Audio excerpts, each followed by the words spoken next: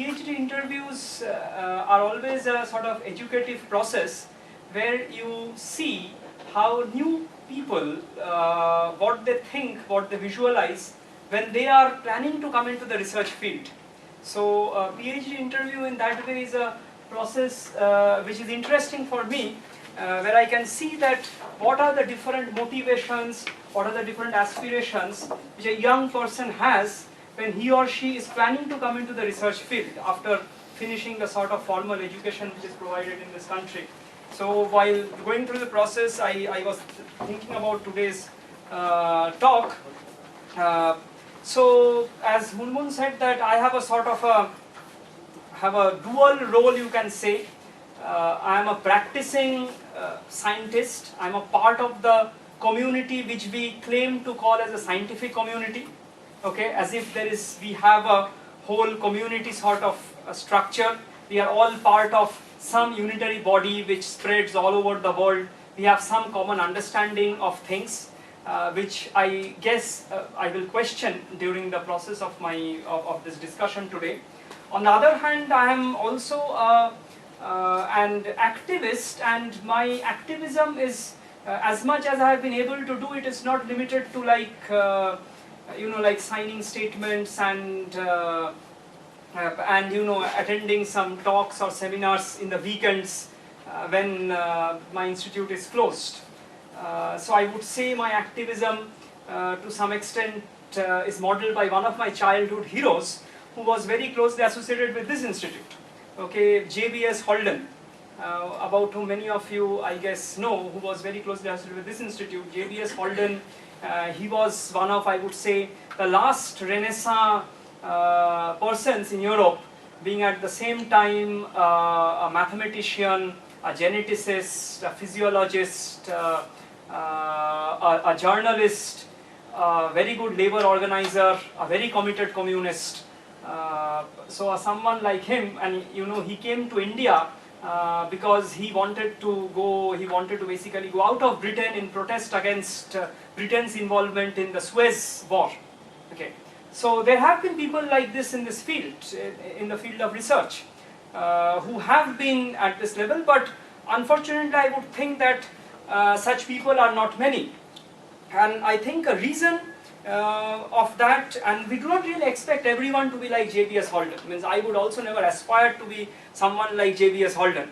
But the question is that all of us, when we do our day-to-day research, okay, all of you are somehow, they are faculty members or research scholars, you are interested or you are involved in something which at many times seems completely dissociated from the outside context, okay, or the social context, as I have sort of loosely called it. Okay, and this is something which is in one school of thought, this has been glorified. It has been said that science as such, science as a practice, should be devoid of this, or should be independent, should be beyond the social context, because the social context brings in bias, brings in subjectivity, and we are in pursuit of objective truth. So this has been the claim of science, okay, for a long time, and ever since the age of enlightenment in Europe, when science really became a vocation. Science wasn't anymore a sort of a gentleman's pastime. The search of objective truth became a sort of very central point of science and the scientific practice. So when I have also been involved in science, I have also, we always think that okay, we are looking for objective truths of the universe, truths which are which are independent of space, time, and social context, where we are looking at objective reality, material reality in an unbiased manner. Okay, so this is something which sort of gives rise to something which has been described as hubris. Hubris means vanity, or to some extent that okay, we are somehow different from all this various sorts of people who look at things with their own bias, with their own subjectivity, and we say that okay, politics is something, or social science is something which looks at things with a certain bias. There are certain schools of thought which gives rise to this sort of thought, and we who are doing science are somewhat beyond that. When I sort of became a practicing scientist, didn't have much scope of thought about this also. But then what to me was disturbing to some extent was that I always found or always thought that what I was doing in my lab, I am an experimental scientist, doing in the lab was somehow disconnected from all the requirements, all the needs of society. That is, I think, a question which many of you would think at many times. This is a very common question, and this is a very important question also which I think needs to be addressed. But today I am not going to address that because this is a trivial question.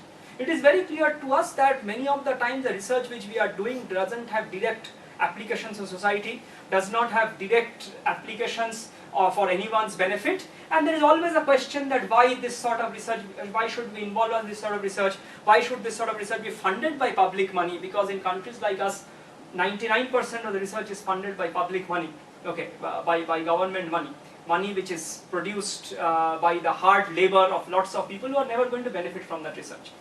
The trivial answer to that question is twofold. One is that basic research is required because we require to develop the quantum of knowledge of human society as a whole, alright, because knowledge finally means empowerment, and we need to develop this knowledge in order to be able to also tackle contingencies which might arise in future, which might not come today.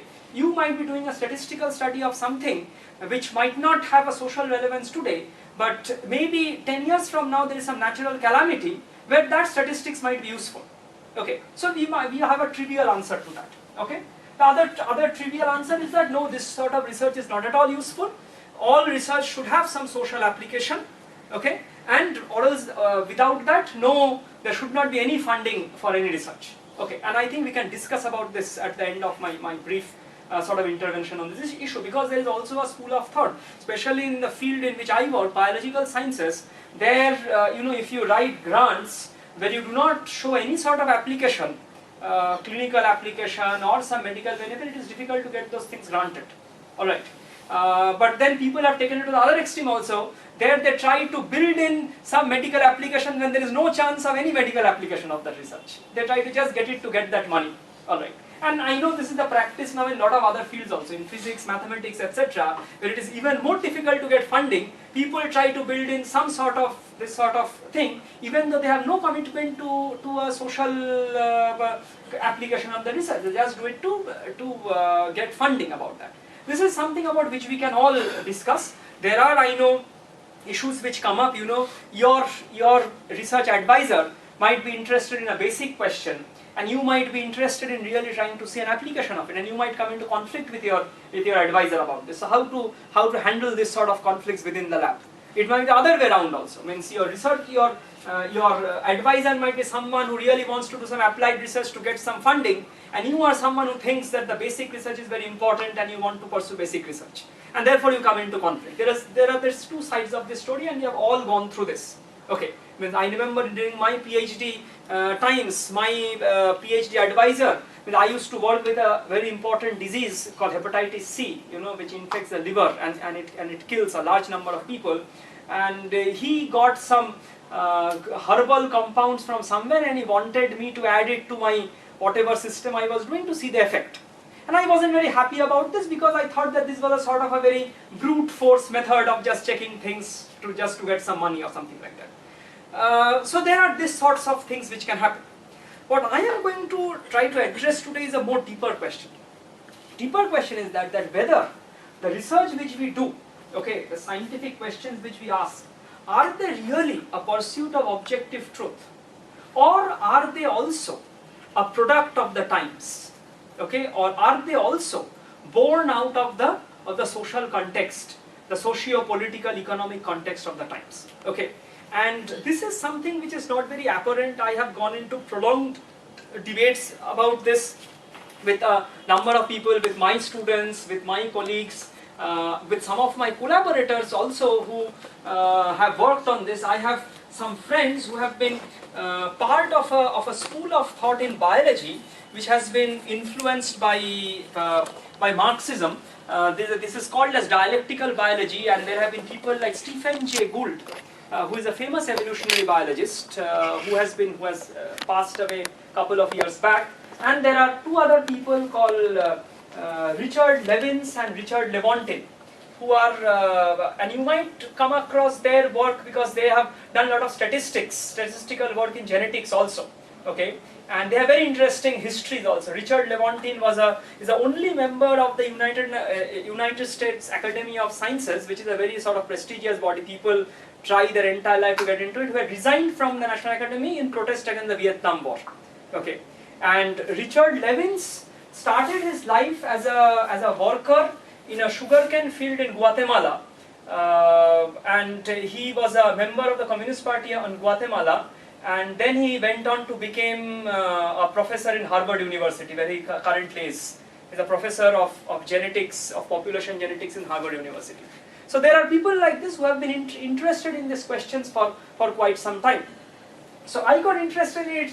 I have no such aspirations of this sort of people, but because of my own angst, you can say, about this question, asking this question, that whether what I am looking at, are they really objective truths, or what science has looked at over the ages, are they really objective truths, or are they product of the times? So I wrote an article a few years back called The Dialectics of Science, where I addressed this question, and I'll talk a little bit about that. Basically, what I think is that science, yeah, it looks at the questions which it addresses are questions of objective truth. Okay, means we would all agree that Newton's law of gravitation or Einstein's theory of relativity, these have been proved. When these have been proved in you can see effects of that. Means we know that if Newton's law of gravitation was not correct, we would not be able to send a rocket to the moon. Neither would I would be able to stand on this ground. So that is the first thing which we should be clear, is that we are not talking about the objectivity or the reality of the facts. We are talking about material objectivity. So this is materialism. We are talking about material reality. Question is that under a certain context, the questions which we are asking, okay, about a certain type of material reality, is that completely independent of our milieu? Is it completely independent of the context or not? Okay, that is the far more important question. So for you all, or for me, the question is that a research question which I am currently pursuing, okay, is that research question, I am definitely looking for truth. It is not that I am going to make up some research result to make someone happy or make myself happy, okay. But the question is that, is a question that I am asking, is it motivated somehow, okay, unconsciously to myself, by my social context, okay, by the economic context, by the political context in which I have grown up, in which I am living, alright? And so the question comes up like, if I pose it like this, that okay, Newton, we know that he propounded the theory of gravitation together with lots of other things, Newton's laws of motion, various, he had contributions in every branch of physics, from optics to hydraulics, okay. So Newton, for example, there's apocryphal stories that he saw the apple fall from the tree and he came up with the theory of gravitation. Okay. Many thousands of people before Newton would have seen the apple fall from the tree. Okay. Why didn't any of them come up with the theory of gravitation? Okay. Was it something like Newton was the right person in the right time, in the right place? Okay, and it wouldn't have been anyone else, X, Y, Z, besides Newton, who would have come up with their theory. Okay, is that the case? So all the millions of people before Newton would not have been able to come up with this theory. So the question comes up that what really motivated Newton to come up with a theory of gravitation when he saw this apple fall? So that made me look at the sort of social context of Newton, and the type of understanding which Newton had, okay, and the type of involvement which Newton had with this social context.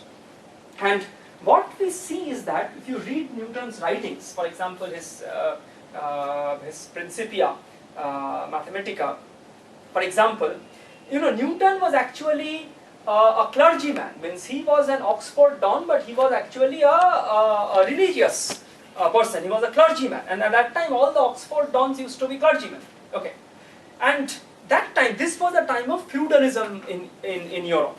Okay, and we sort of have from the time means in this field of basically understanding materialism, there is a sort of being dividing the world, the progress of history, okay, like which is called historical materialism, in various phases based on the dominant economics of that phase. So we tell that it started with a primitive communal system, what has been referred to as primitive communism, where there was no concept of private property, okay, and this was the age when agriculture and animal husbandry, like that animal domestication, had not yet begun, okay. Society as it was composed of small groups of humans, alright, and it was matrilineal and matriarchal, alright, because because everybody would mate with everyone, and the child would only identify the mother, because the child wouldn't have any way to identify the father, okay. Therefore children would grow up with their mother's group, so the mothers, maternal uncles, maternal aunts, etc., and they would communally take care of the child, alright, and because there was no concept of as such private property. There is an interesting idea of how private property originated, but at that time what happened, people had come together because they had found that there were social initiatives which could not be done individually. For example, they had found that if they had to hunt an animal, like a bison, then that could not be done by one person. Therefore, people had to group together in order to be able to take this social initiative. So this was the first origins of society, but because there was the animals were all wild, agriculture had not yet evolved, therefore there was no question of private property. So this was a primitively communistic society, you can say. This gave way to what has been called as dominantly a slave form of society, because when these groups, they started fighting among each other, okay, they found that, and the numbers, remember the numbers of the total population of the world was still very small, okay, whereas the resources to exploit was much larger. Okay, all the resources of the world. Therefore, what was in short supply was labor power. Okay, and to get labor power, the easiest way to defeat your next door neighbor, get him as a slave and force him to work for you. Okay, so this sort of primitive societies evolved into slave societies, where slave holding and using slavery as a form of cheap labor became the sort of dominant force. So basically it is the labor of the slaves which now then became the dominant force in society, to basically producing the wealth, producing the material conditions to allow the society to evolve to the next step.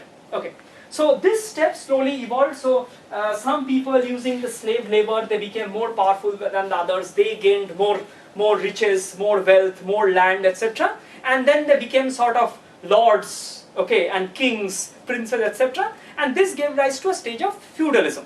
Alright, so feudalism, where you have lords and you have people working under them, and these are no more slaves, because maintaining slaves is difficult, because that sort of incessant warfare where you can defeat other people and get them capture a large number of them to work for you was not very easy, especially in the European context. Okay, so then there was a system of feudalism, and feudalism came up in Europe together with the development of the Christian church. Okay, so the high time of feudalism in Europe, okay, you can say the 12th to the 15th centuries coincided with the height of the Catholic Church in Europe. So at this time, so you have a feudal nobility, and feudalism, as in India, also was based on a very strict hierarchy. Okay, so you have the king as the ultimate feudal lord, and then you have a number of barons and dukes and feudal lords who are subsidiaries to him, and each of them has a number of lower of rank feudal elements, people under him, who would be called knights, and they would all have a number of subjects associated with them called serfs. So it's a very sort of hierarchical, okay, society. Together with that, you have a parallel structure of the church, where you have the Pope at the top, okay, representing Christ or God on earth, and under him you would have all the cardinals, and then the archbishops, and then the bishops, and then you would have all the village priests. Okay, so you can see these two parallel pyramidal structures have been formed. Okay, now whenever you have this sort of structures, and this is always what we have seen, there is always a question of the stability of structures. So that we know, means when you have a crystal forming, okay, a number of atoms coming together to form crystals, we always look at the stability of the structures. How you would have these bondings between these atoms of the crystals to make it into a stable crystal. So whenever you have structures, you have this sort of questions of stability of structures, alright? And when you have these social structures which are hierarchical in nature, then they are always in a chance of destabilization, okay, because of inherent conflicts in this social setup. Therefore, if you read through the writings of this age, both coming from secular writings, that is coming from coming from the field of economics, coming from the field of governance, etc., and religious writings, their major issue was stasis. Okay, how to maintain stability of the structure. Okay, and the main motivation, if you see these writings of that period, is that the religious figures are telling that, okay, God has ordained this. Okay, God has ordained, He has given a divine right to the king. Okay, to be the overlord, and then the king has given the right to the feudal lords under him to be the overlords over the others. Okay, and so on and so forth. Okay, and therefore it is a divinely ordained order. Okay, therefore this entire period of 12th to the 15th to 16th centuries was spent, or we now see was spent in the search of order. Okay, and this search of order had its influence in all fields of human thought, in all fields of human activity. Okay, so this idea that the earth was round, was also a search of this order, question of order, because that the earth was a square or a flat surface area which has been going on for the last 2000 years, was very difficult for this period, people of the enlightened minds of this period to accept, because there was this idea that people are going to the edges of the earth and are falling off. The question of disorder was always there. Therefore, people like Columbus, and remember, Columbus went out on his search in 1492. Okay, and he was looking for order. He was looking for a sphere. The sphere is the most ordered geometrical structure. Okay, so there was a search of order in all these fields. And Newton, I think, this is my now thing, was also in search of order. Okay, his search of order spanned from the social world, where there was this huge search of order among all these people, starting from explorers to religious figures. His search of order was in the natural world. Okay, and how do you really look for order in natural world? You look for laws. Okay, if you can say that these things are all set down by laws, okay, laws of gravitation, laws of motion, laws of optics, and finally you say that these laws are divinely ordained, that God has built it like this, okay, and therefore He has enacted or enunciated these laws, and then the natural world will follow these laws and will therefore be in a stable condition as long as all these laws are being followed. Okay, that gives a beautiful idea of a very stable, law-based natural world. Okay, so all this scientific inquiry, the scientific approach, okay, was all looking for this order in society, which was looking at society, they were looking in the natural world also.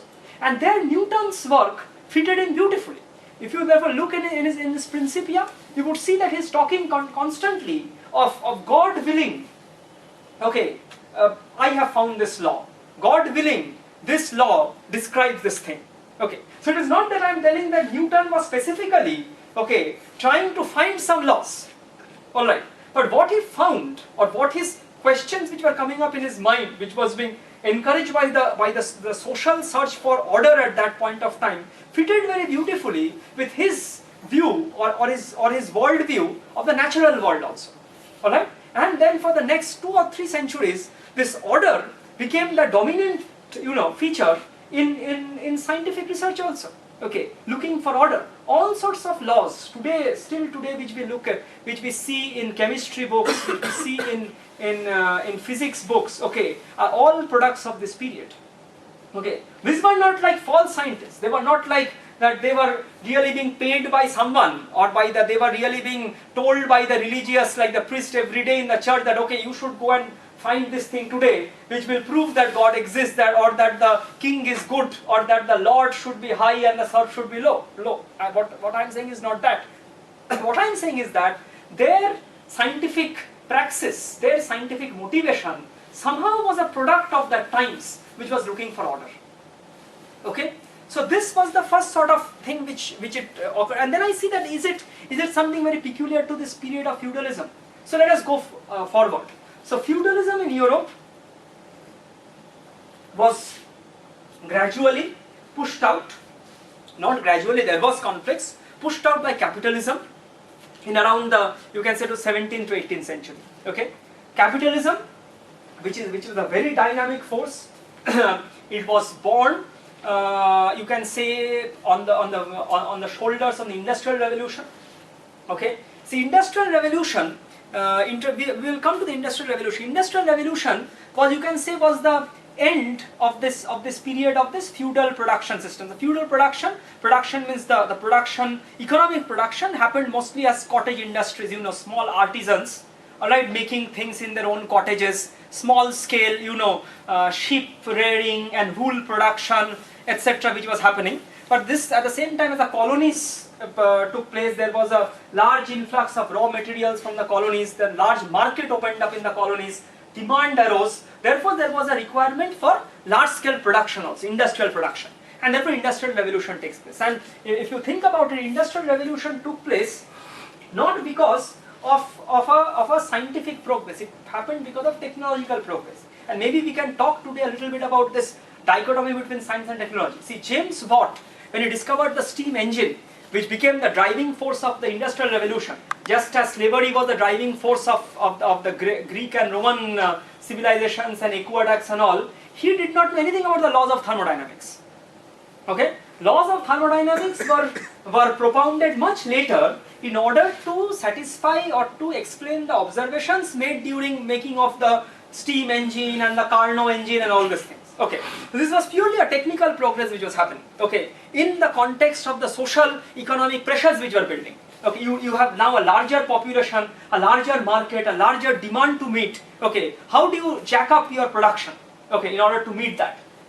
Alright, so that's how the Industrial Revolution was born, okay, and that gave rise to capitalism. So capitalism gave rise to a new class of power holders, you can say.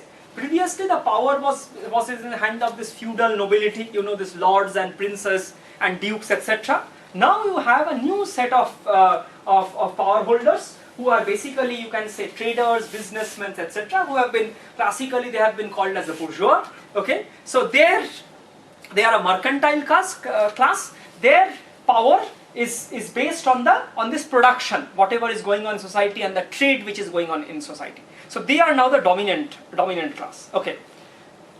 As economically we are going in from this feudal mode of production to the industrial mode of production, in the field of thought, okay, in Europe also there is a transition happening. Okay. The height of the feudal society was Renaissance. All of you know about Renaissance. I mean, there were all these great Renaissance characters, you know, Leonardo da Vinci, okay, who was a scientist and an artist at the same time, Michelangelo, Raphael, etc. Great works of art, great cathedrals were being built and embellished. Okay, the Renaissance, I think, gave logically to its next stage, which is the Enlightenment.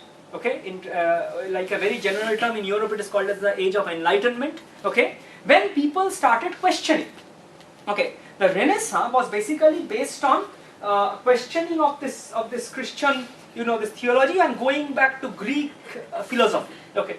And then Enlightenment was then the question of going into asking real issues of human society rather than going into theological issues. So there were all these great Enlightenment thinkers. Many of them were great mathematicians like René Descartes, for example. Okay, starting with René Descartes, there were so many other people during this phase of Enlightenment. Okay. And one thing, if you see at the age of Enlightenment, okay, they are asking, the first question they are starting to ask is the question of that whether that structure which has been there all this while for the last 500 years or so, whether the structure is really stable, whether the structure is divinely ordained, whether the structure is based on those laws which people had by then come to believe, okay, to be for all times, okay, to be there in the Bible, to be there everywhere, okay. Same time, this new class of power holders, the bourgeois, who are coming up in power, they are now in a sort of do or die conflict. They are in conflict with the people who are still holding on to power, this feudal nobility, okay. The feudal nobility still has the source of the wealth in their hand. They own the land, for example. Most of the land is in their hand. But these people, they need the land on one hand in order to set up their factories, okay, in order to produce the raw materials for their factories. Okay, on the same time, they require those people who are tied to the land as those serfs or those artisans as labor in their factories, because where will the labor